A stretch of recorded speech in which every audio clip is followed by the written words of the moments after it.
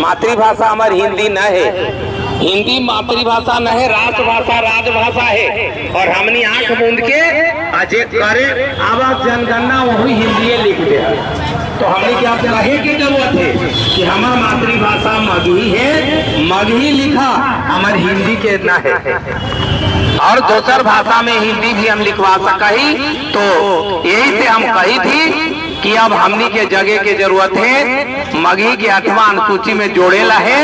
और हमनी के अब मगही बोले के जरूरत है। हमने बोली थी, खाई थी, बैठी थी, जितना हमार महिला लोग गीत गावत। और सबसे पुराना भाषा जो हमारे है, तब संस्कृत के बाद फिर मगही है। सामूल भाषा मागधी और फिर प्राकृत बनल, कई तरह के एकरा में परिवर्तन भेल। लेकिन अभी हमार भाषा मगही है और मगही के उत्थान ला हमनी के मगही भाषा बोले के जरूरत है। और जनगणना में अपन भाषा मातृभाषा के नाम पर मगही लिखावे के जरूरत है। तो एगो सरस्वती वंदना हम मगही में अपने सबके सुना दी थी। विनती करही कर जोरे मैया नैया पार तो लगावा। विनती करही कर जोर ए मैया नैया पार तू लगावा।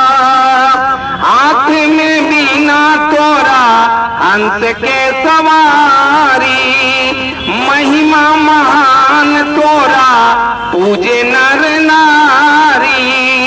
हाथ में बीना पुस्तक हंस के सवारी, महिमा महान तोरा पूजे नर नारी। विद्या के भरल भंडार ए मैया नैया पार तू लगावा।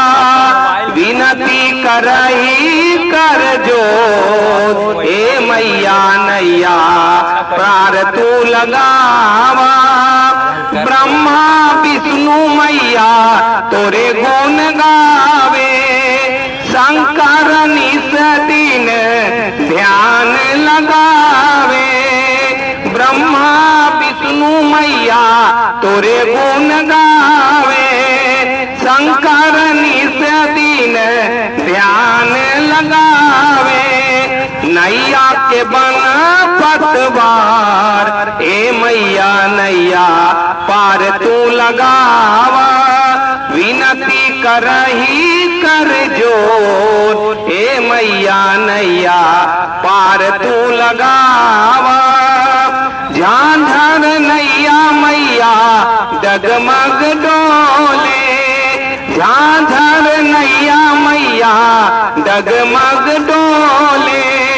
मनवा के सुगना मैया मैया मैया बोले, रखी है इज्जतिया हमार ए मैया नैया पार तू लगावा। विनती करही कर जोर ए मैया नैया पार तू लगावा। तो हमनी के अब जागे के जरूरत है, अपन मगही भाषा के प्रति सचेत होए के जरूरत है। और जनगणना में मातृभाषा के रूप में अपन मगही मगध क्षेत्र के आदमी हमनी सबके लिखावे के जरूरत है, ताकि लोग जाने कि मगही भाषा भी चढ़ल आगे बढ़ल है। एकरा में कोई चीज के कमी नहीं है, शास्त्र भी साहित्य भी एकरा में सब चीज है। कोई ऐसा विधा न है जे मगही में न है। तो हमनी के बस जगावे के जरूरत है और जागे के जरूरत है। और जब भी जनगणना के लोग अपने के दरवाजा पर जात जनगणना करे, तो हमनी के ओकरा में मातृभाषा के जगह पर मगही लिखावे के जरूरत है, ना कि हिंदी। मगही हमार मातृभाषा है। लड़का जन्म ले है, और बाद जैसी लुटकिनिया पर पढ़ा है, ओकर रोवाई से लेके बोलाई उठाई गिराई तक सब मगही में है। और हमनी के मगही बोले के चाहिए। अपन घर में बैठ के अगर बाल बच्चा में संस्कार भरे के जरूरत है, तो हमार भाषा मगही मीठा मधुर और संस्कारित है। जेकरा देव लोग ही बोलन है और देव भाषा संस्कृत के बाद हमार भाषा मगही है। ये चलते हमनी के मगही लिखावे के जरूरत है और मगही के 8वां अनुसूची में जोड़वा के आगे एकरा रोजगार के भाषा बनावे के जरूरत है। यही आग्रह है, यही अनुरोध है और अपने आप से निहोरा करी थी कि अपने सभी बात जरूर याद करो। जय हिंद, जय मगही, जय मगध।